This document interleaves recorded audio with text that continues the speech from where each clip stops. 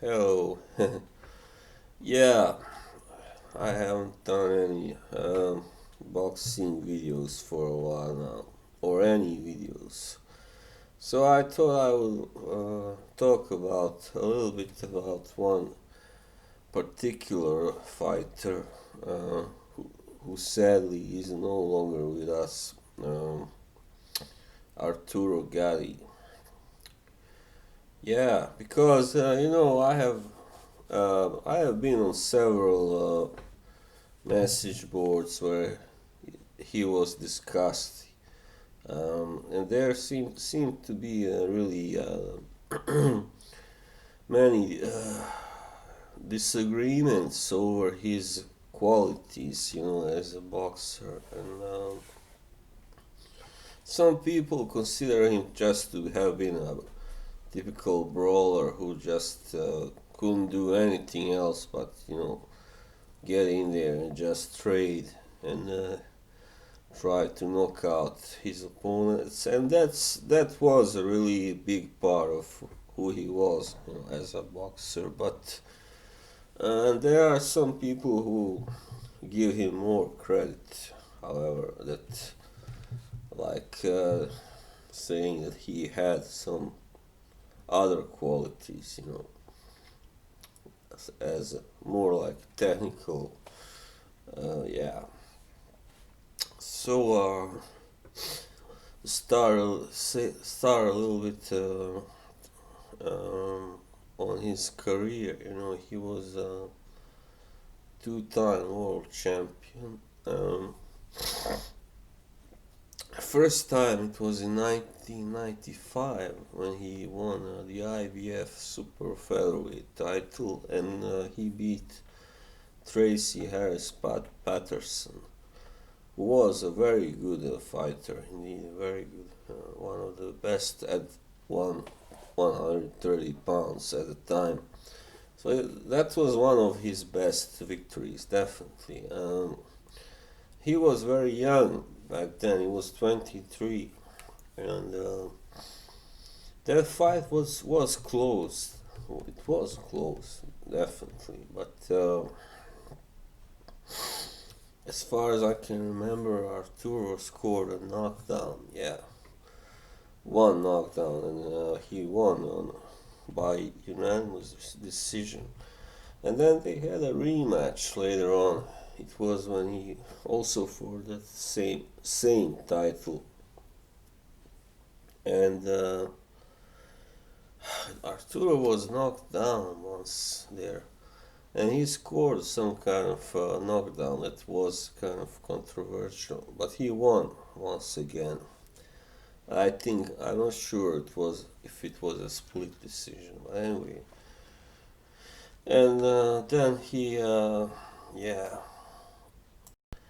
yeah, and then he knocked out Rafael. Oh, sorry, Gabriel Ruelas. That was a really great fight. And but when he moved up to lightweight, that was a different story. 1998 was his worst year ever. Yeah, he first lost to Angel Manfredi. That was the first time, I guess, that he was, because when he had one loss only before that, and it was in one of his first fights, so it was a matter of him losing to a more experienced guy. He was too fresh, and I guess it was a close fight. I haven't seen it, but it was a rather close decision. And but here he was really kind of well, almost taken to school by Manfredi, and he did come back into the fight later, but I found out that it was because actually Manfredi had injured his arm in the fifth round. So it was then that I know that Gatti really came on strong in those last three, 6, 7, and 8, and then the fight had to be stopped because he got cut. So then he lost to Ivan Robinson twice. Both fights were close, but Ivan Robinson was never more than just a solid fighter. I mean, but he was beaten soundly by Manfredi, for instance, and a few other guys. They were not really, stars, but just good fighters. So that kind of showed that he had some, he had to, he had some developing to do as a complete boxer guy. So yeah, and then he fought against De La Hoya. That was a really good fight, but he was overmatched. I mean, both in terms of quality of the opponent and the size, because De La Hoya had been actually, it was right before he became a super welterweight, and he had been a welterweight for quite some time, already. While Gatti was still super featherweight, he was a welterweight. So, but Gatti still gave some, he scored some really good shots, but he just couldn't keep De La Hoya off him. And when two guys are trading, and the law is that the bigger guy wins usually if he can punch, and De La Hoya always could. So yeah, that was 2001, and then came the famous Mickey Ward trilogy, but that was something else. That was just, Gatti in his own element. But then he again won a world title at junior welterweight or super lightweight. But yeah, and that was on points actually against Gianluca Branco, who was a rather solid fighter. I mean, from Italy. So, but by then, he had started. He was trained by Buddy McGirt. So, Buddy kind of changed him from being more like a typical brawler, puncher, to being more like a boxer puncher. So yeah, he started boxing a little bit more anyway. Then he was his other very most impressive victory was when he knocked out Leonard Dorin in 2 rounds. And Dorin had just one loss, which was very, or no, sorry, he didn't have any losses, I believe. No, he just had one draw against Padafora. Yeah, that's right.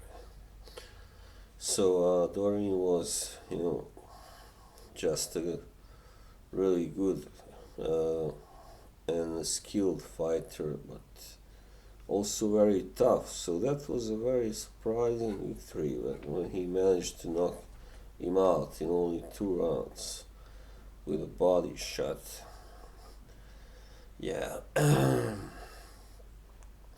then after he also knocked out Jesse James Leija in his last fight. It was Leija's last fight in 5 rounds. And then he fought Floyd Mayweather. And then once again he was exposed, but it was against one of the best boxers in history, so to speak, and he simply got outboxed and outpunched. Even I mean, not really, but he was given a bad beating for 6 rounds. So. And then he retired. So that was kind of the end of Arturo Gatti as a force. After that, he won one fight. It was against Thomas Damgaard from Denmark. A late stoppage in the 11th round. And then he was, perhaps a little surprisingly, he was stopped by Carlos Baldomir in 9 rounds. And then his last fight was 2007 when he was just a shell of himself, so he was just beaten up and battered by Alfonso Zamora. And that was a sad ending, of course, to his once very promising and exciting career. And yeah, but yeah, I mean,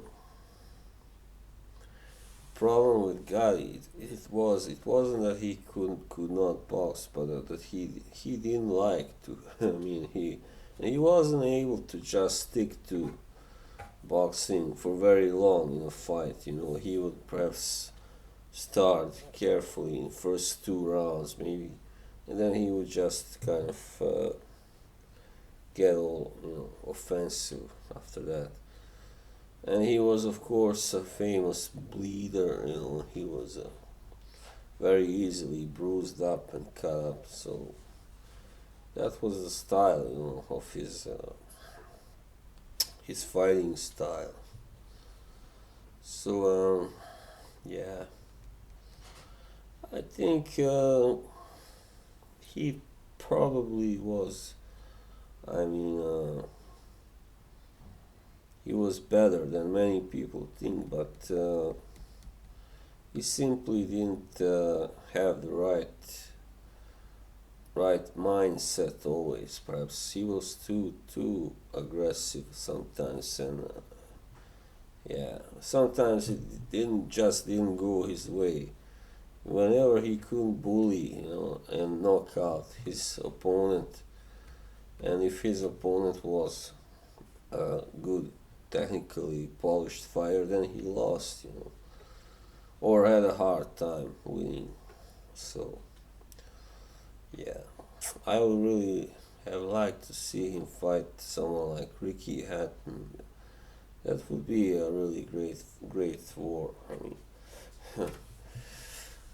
it's tough to see. I'm not sure who would have won, but you know, Gatti would have a definite puncher's advantage, and Gatti was fast. You know, that's another thing I wanted to say. That's what kind of saved him sometimes, because had he been flat-footed and slower, then he would have lost more times than he did, because yeah, his defense could have been better, definitely. Yeah.